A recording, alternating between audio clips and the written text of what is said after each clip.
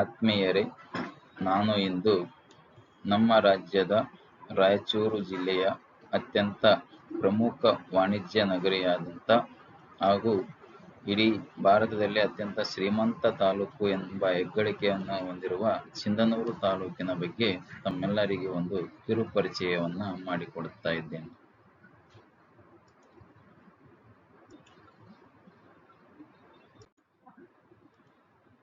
ನಮ್ಮ ಸಿಂಧನೂರು ತಾಲೂಕು ಕರ್ನಾಟಕ ರಾಜ್ಯದ ರಾಯಚೂರು ಜಿಲ್ಲೆಯ ಒಂದು ಪ್ರಮುಖ ವಾಣಿಜ್ಯ ಕೇಂದ್ರವಾದ ತಾಲೂಕಾಗಿದ್ದು, ಸಿಂಧನೂರು ತಾಲೂಕು ಬೆಂಗಳೂರಿನಿಂದ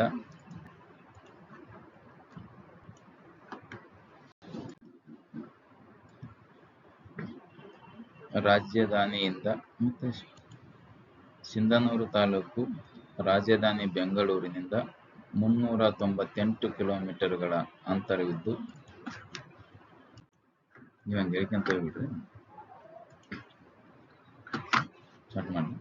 ಅದೇ ರೀತಿ ರಾಯಚೂರು ಜಿಲ್ಲೆಯಿಂದ 95 ಕಿಲೋಮೀಟರ್ಗಳ ಅಂತರವಿದೆ. ರಾಯಚೂರು ಜಿಲ್ಲೆಯ ಸಿಂಧನೂರು ತಾಲೂಕಿಗೆ ಉತ್ತಮವಾದಂತಹ ರಸ್ತೆ ಸಂಪರ್ಕ ಹೊಂದಿದ್ದು, ಸಿಂಧನೂರು ತಾಲೂಕು 3 ಪ್ರಮುಖ ರಾಜ್ಯ ಹೆದ್ದಾರಿಗಳನ್ನ ಕೊಂಡಿಯಾಗಿದ್ದು ಉತ್ತಮ ಸಾರಿಗೆ ಸಂಪರ್ಕ ಹೊಂದಿದೆ. ಇದು ಬೆಂಗಳೂರು, ಹೈದರಾಬಾದು, ಬಳ್ಳಾರಿ ಈ ರೀತಿಯ ಪ್ರಮುಖವಾದ ನಗರಗಳಿಗೆ ಮಧ್ಯ ಕೇಂದ್ರವಾಗಿದೆ. ಸಿಂಧನೂರು ಉತ್ತಮ ಸಾರಿಗೆ ಸಂಪರ್ಕ ಹೊಂದಿದ್ದು, ಪ್ರತಿನಿತ್ಯ ಸಾವಿರಾರು ಪ್ರಯಾಣಿಕರು ರಾಜಧಾನಿಗೆ, ಹೈದರಾಬಾದಿಗೆ ಈ ರೀತಿ ದೊಡ್ಡ ದೊಡ್ಡ ನಗರಗಳಿಗೆ ಪ್ರಯಾಣ ಬೆಳೆಸಲು ಅತ್ಯಂತ ಅನುಕೂಲಕರವಾದ ಸ್ಥಳವಾಗಿದೆ. ಇದೇ ರೀತಿ ಸಿಂಧನೂರು ತಾಲೂಕು ಅತ್ಯಂತ ಶ್ರೀಮಂತ ತಾಲೂಕು ಎಂಬ ಹೆಗ್ಗಳಿಕೆಗೆ ಮತ್ತೆ ಉತ್ತೇಜನ ಕೊಡುವ ನಿಟ್ಟಿನಲ್ಲಿ ಪ್ರಸ್ತುತವಾಗಿ ನೂತನವಾಗಿ ಸಿಂಧನೂರು ತಾಲೂಕಿಗೆ ರೈಲ್ವೆ ಸಂಪರ್ಕ ಪ್ರಾರಂಭವಾಗಿದ್ದು, ಇದರಿಂದ ವಾಣಿಜ್ಯ ಚಟುವಟಿಕೆಗಳಿಗೆ ಭಾರಿ ಅನುಕೂಲವಾಗಿದೆ. ಸಿಂಧನೂರಿನಿಂದ ಬೆಂಗಳೂರು ಹಾಗೂ ಹುಬ್ಬಳ್ಳಿಯ ಪ್ರಮುಖ ನಗರಗಳಿಗೆ ರೈಲ್ವೆ ಪ್ರಯಾಣ ಸುಗಮವಾಗಿದೆ. ಅದೇ ರೀತಿಯಾಗಿ ಸಿಂಧನೂರು ಮತ್ತೊಂದು ಕ್ಷೇತ್ರದಲ್ಲಿ ಪ್ರಾಮುಖ್ಯತೆಯನ್ನು ಪಡೆದಿದೆ. ಅದು ಯಾವ ಕ್ಷೇತ್ರ ಅಂದರೆ, ಟ್ರ್ಯಾಕ್ಟರ್ಗಳ ಮಾರಾಟದಲ್ಲಿ ಏಷ್ಯಾ ಖಂಡದಲ್ಲಿ ಅತ್ಯಂತ ಹೆಚ್ಚು ಟ್ರ್ಯಾಕ್ಟರ್ಗಳ ಮಾರಾಟ ಮಾಡುವ ತಾಲೂಕು ಎಂಬ ಹೆಗ್ಗಳಿಕೆಯನ್ನ ಸಿಂಧನೂರು ಪಡೆದಿದ್ದು, ಇದರಿಂದ ಇಲ್ಲಿನ ಕೃಷಿ ಚಟುವಟಿಕೆಗಳಿಗೆ ಬಹಳಷ್ಟು ಅನುಕೂಲವಾಗಿದೆ.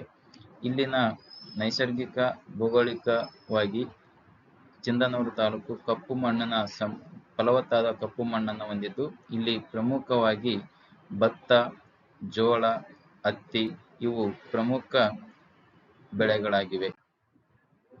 ಅದೇ ರೀತಿಯಾಗಿ ಸಿಂಧನೂರು ಶೈಕ್ಷಣಿಕವಾಗಿ ಕ್ರಾಂತಿಯನ್ನ ಉಂಟು ಮಾಡುವಂತ ಒಂದು ಕೇಂದ್ರವಾಗಿದ್ದು, ಇಲ್ಲಿ 45ಕ್ಕೂ ಹೆಚ್ಚು ಖಾಸಗಿ ಪದವಿ ಪೂರ್ವ ಕಾಲೇಜುಗಳು, 25ಕ್ಕೂ ಹೆಚ್ಚು ಪದವಿ ಕಾಲೇಜುಗಳು, ಸರಕಾರಿ ಮಹಾವಿದ್ಯಾಲಯ ಈ ರೀತಿಯಾಗಿ ಅನೇಕ ಶೈಕ್ಷಣಿಕವಾಗಿ ಸಂಸ್ಥೆಗಳನ್ನು ಹೊಂದಿದ್ದು, ಇಡೀ ಕರ್ನಾಟಕದಲ್ಲಿ ಅತ್ಯಂತ ಹೆಚ್ಚು ಖಾಸಗಿ ಸಂಸ್ಥೆಗಳು ಹೊಂದಿರುವ ತಾಲೂಕು ಎಂಬ ಹೆಗ್ಗಳಿಕೆಗೆ ಪಾತ್ರವಾಗಿದೆ. ಅದೇ ರೀತಿಯಾಗಿ ಸಿಂಧನೂರಿನಲ್ಲಿ ಧಾರ್ಮಿಕ ಕ್ಷೇತ್ರಗಳು ಕೂಡ